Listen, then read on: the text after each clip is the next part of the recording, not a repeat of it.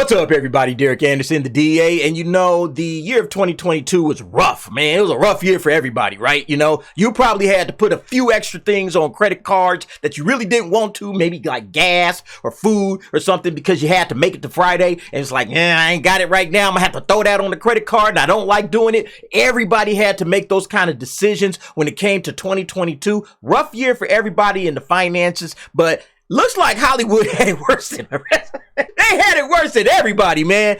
Hollywood lost more than, get this, $500 billion in market value in 2022. And why? We all know why, okay? Get woke, go broke. They gonna learn, okay? They gonna learn eventually that they need to stop wokeifying all of their content. And they just gotta start laying down some good content for us to watch, okay? And then the people will come back. They'll tune in. They'll go to the theaters in droves, all right? But right now, I don't care. You know, it's like, hey, you know, if you guys are gonna keep doing this stuff, no problem. There's plenty of stuff to entertain me, okay? That has nothing to do with Hollywood, all right? I could spend an entire day just going through people's YouTube videos, take up all the time in the world, and none of that money is going back to Hollywood whatsoever. So in my opinion, if Hollywood was smart, they would be like, you know what? Let's just scrap all of the woke content that we've been doing. It didn't work, guys. We tried it. We put in the effort that these woke clowns in our companies kept telling us to do, and none of this mess worked.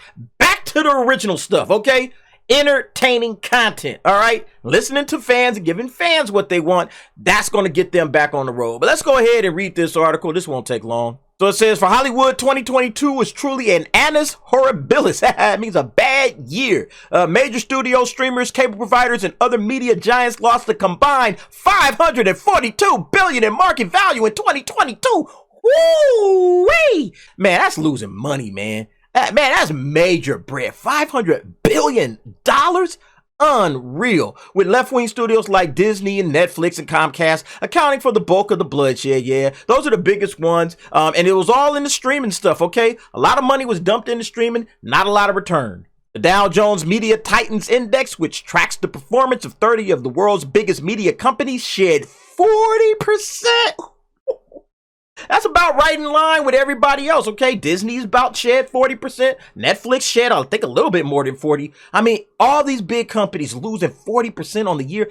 Yikes, man. With the total market value declining from 1.35 trillion to 808 billion, according to the Financial Times report. The losses outpaced indices for other sectors, including banking, which saw a 14.5% drop for the year, and telecommunications, which fell by 11.2%. So let's get this straight, okay? Media companies, 40%, all right? And then banking, 14.5%. Telecommunications, 11.2. You get the picture, okay? It was humongous in terms of loss. Everybody lost, but the losses for these guys up here, these media companies, humongous.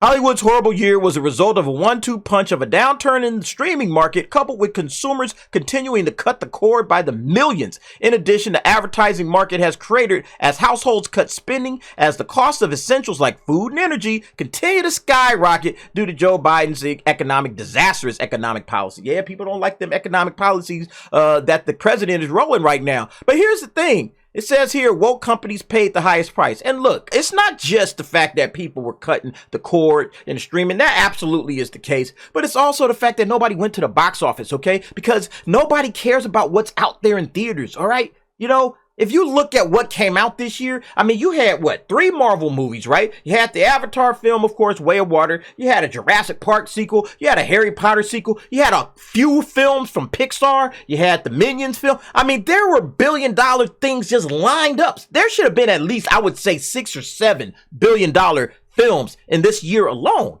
And they only got, 2? Top Gun and Jurassic World. And Top Gun wasn't even expected to do $1 billion, right? It wasn't expected to do $1 billion, and it got $1 billion. So that was kind of an extra. That's a freebie. So the films that were probably expected to do $1 billion, you could say maybe just the one, which was Jurassic World Dominion. The rest of them flopped and failed, or if they did make some money, they didn't make what they were expected to make. Now, remember, we saw the 10 biggest box office bombs, and I'll go ahead and link that video up there, okay? We saw those 10 biggest films. Now, those were just the 10 biggest box office bombs, and you had bombs upwards of $200, $300, $400 million in losses. So that's crazy. But there were a lot more movies that didn't make the list. They weren't as high as those, but they still lost like $50 million, $60 million. There were a lot of those films, like She Said lost a ton of money. Bros lost a ton of money. Okay. So yeah, Hollywood needs people to start watching movies again in theaters, but nobody's listening. As you can tell from this article, this is from Bloomberg earlier this month, Hollywood wants you back in theaters whether you want to or not. A growing chorus of people are telling people to get back to the Cineplex. Viewers don't seem to care. Yeah, they don't care. Because, you know, number one, if I do want to watch a film, okay, you're not making stuff for me that I want to watch, so I'm just going to sit at home and watch Netflix, you know? And then Netflix puts all kind of woke nonsense on, and they say, forget Netflix, I'm cutting that off. What else is out there, you know? People eventually just turn the stuff off, cut the cord. The money is tight. I ain't got time for this nonsense. So in this article, it says Hollywood wants you back in the movie theaters whether you want to go or not. Almost 3 years since the pandemic shuttered movie theaters around the world, Hollywood is still worried the film business may never be the same. You can see it on Twitter, where producer Jason Blum posted this on Saturday night. Got to get out to those movie theaters, folks. We don't want to be streamed to death. You can see it in boardrooms where agents and lawyers are pushing media executives to prioritize theaters. Apple had a commitment to a theatrical release to win a couple of big movie projects. You can see it in the press, where Netflix is under pressure to put Glass Onion back in theaters. That thing went straight to streaming. I think like after a week, that was it. All right. Because Netflix is saying, hey, we got to put this on our platform. But everybody says, hey, you need to have stuff in theaters. All right. Because that's the business model that these guys understood. OK, they understand the business model of theatrical releases. And then you let them sit there for a few months and then you move them to streaming. You move them to VOD and all of that kind of stuff. All right. They're jumping the gun and trying to get everything directly into the homes because it does cut down on some of the costs of distributing films all over the world, you know, into various movie theaters. But they aren't making any money at this point. And they say, hey, we got to get back to making money in the movie industry. OK, it's easy to understand why Hollywood loves movie theaters. A big hit in theater like Top Gun Maverick makes more money for everyone involved than a movie released online. Tom Cruise will make more than $100 million from that movie, according to people familiar with this deal. That is more than any star has ever made for a streaming movie. Exactly. The stars want to get back in theaters. There's also a belief among major talent representatives that theatrical movies benefit their stars more than streaming movies. You know, somebody made the point that, yeah, there's no more movie stars. Like Margot Robbie just dropped 2 duds, right, this year. As you can see, Margot Robbie's latest movie, Babylon, bombs. The second flop this year. The first one was Amsterdam. Nobody's going to see this chick in theaters, man. But she's supposed to be one of the bigger stars in Hollywood, which makes you ask, who are the stars now? Okay, who are the stars? Brad Pitt was in Babylon. Nobody went to see it. You start asking yourself, is Hollywood losing like their faces? Okay, because the face of Hollywood has always been their movie stars. Okay, their movie stars attract, they bring people, they get the boys to the yard. Everybody comes and watches this particular actor or actress do their thing on the silver screen. Okay, but if you don't have actors that are worth their weight and they can't command that kind of attention, like Dwayne "The Rock" Johnson couldn't even get people to go see a superhero movie he starred in, Black Adam. Okay, it just wasn't enough. And so you start asking, like, who are the movie stars right now?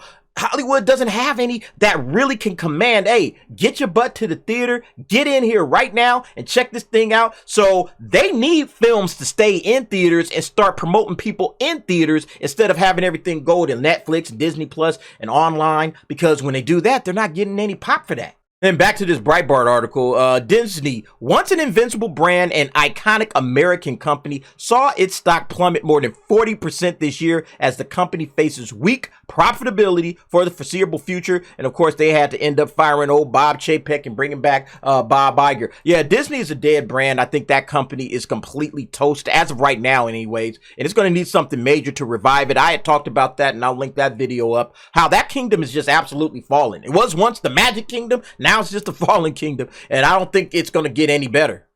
And then add to that, of course, them going to war with Ron DeSantis over the anti-grooming parental rights and education law. Yeah, all of that is just a bad look for an entertainment company like Disney. And it goes on and talks about, Netflix ain't doing much better. It was down 50% in its stock. Paramount lost more than 40%. Warner Brothers Discovery, who's undergoing that merger, of course, lost more than 60% in their stock. So lots of changes that are going to be coming up. I don't know if Hollywood can scramble themselves out of this thing, but the one thing I know is that all of their strategies in terms of programming, in terms of content, have completely failed miserably and utterly in this calendar year of 2022. They haven't done anything right with the exception of Top Gun Maverick. Okay, you could say Jurassic World because at least it cracked $1 billion. A couple of other smaller films, I think Minions is another one that did very, very well, and it hit the right notes for the audiences. Okay, and there's a couple of good things on streaming, but other than that, it's just been a bad year of content, and this is going to go down as one of the worst years, in my opinion, of Hollywood's history. But anyway, folks, what do you think about this situation? $500 billion in losses, man. That's a huge L for anybody to take. And I'm surprised there aren't more CEOs like Bob Chapek giving the old axe, getting the hee-ho. You know what I'm saying? And then we got to get somebody else in here because this ain't working. But in any case, go ahead, get down in the comments. Give me your thoughts and your opinions on that. And thanks for watching. See you next time.